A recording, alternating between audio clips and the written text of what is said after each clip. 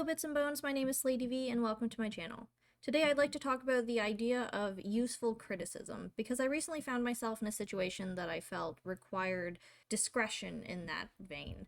As a reviewer, I tend to feel an inherent right to voice my opinion, in a respectful and discussion-oriented manner, of course, but this particular time I just couldn't, in good faith, give the entirety of my review to the public.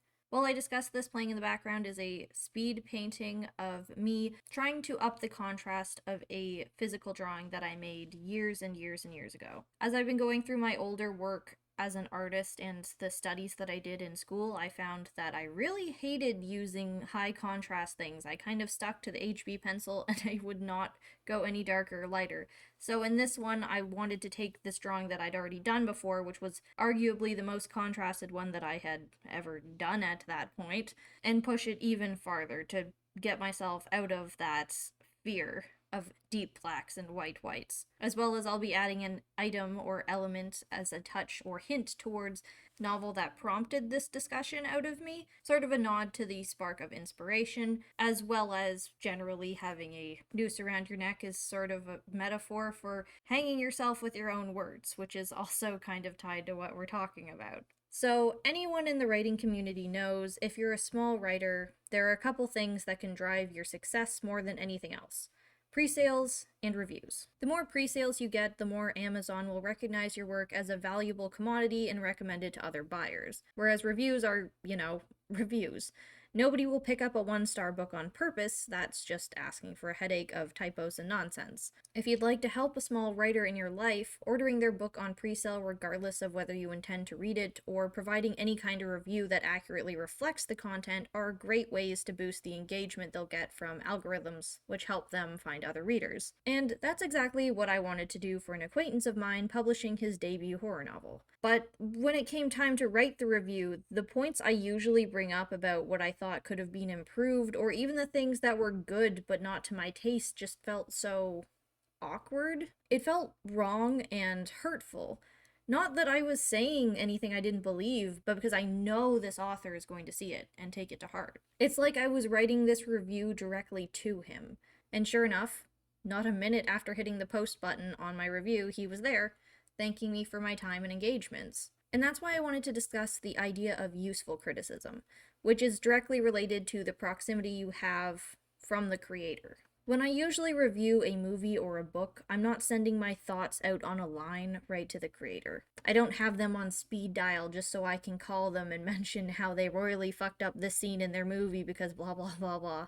When you criticize largely marketed and consumed content, there's always a chance the creator might see your review, but to them you're just one of hundreds of other voices. They're not taking your criticism personally.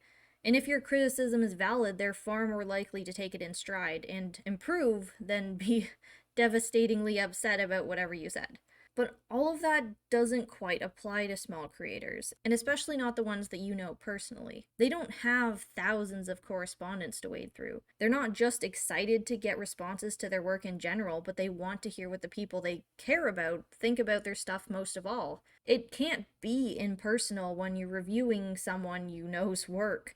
It can't be wholly objective on your part either. Does that mean I don't think I should offer constructive criticism to your creative friends? No, of course not. Otherwise we'll never grow.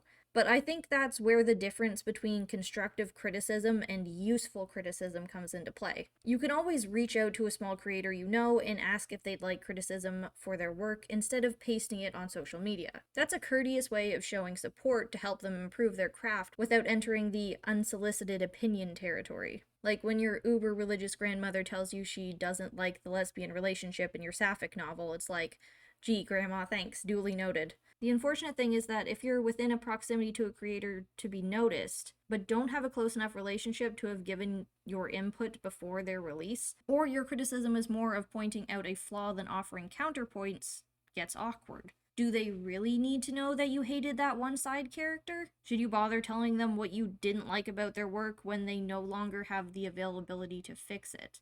It's too late now. It's published. Your criticism at that point isn't useful. It's just throwing the good standing you have with that creator into a very weird territory.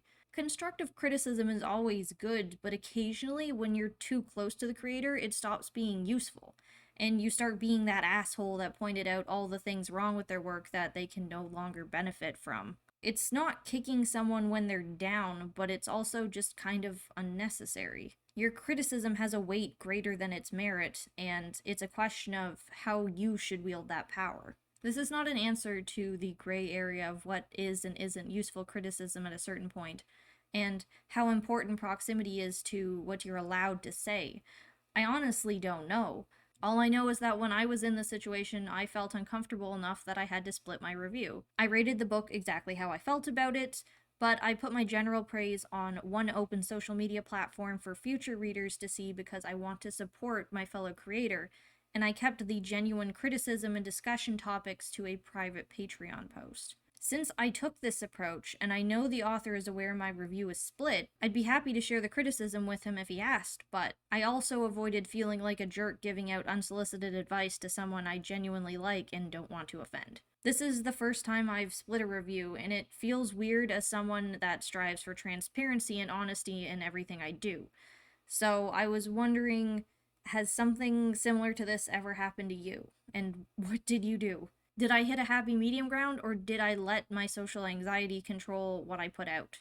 I'm just really on the fence about it, and I haven't heard this discussion brought up by other small creators in this sort of sphere of awkward review giving and supporting at the same time while trying to be objective. It's all just very muddy. And this is my first time getting here. Please let me know what you think about the situation in the comments below. What would you have done? What should I do in the future? Is there a better way to approach this sort of awkward situation that totally tears apart my desire to be an objective reviewer and a writer myself? I know this was a short one. That's the end of the video. It's really just a discussion video and a personal story. If you'd like to support me, you can find my Patreon in the description below. As always, thank you so much for watching, and I will see you in the next video. Bye!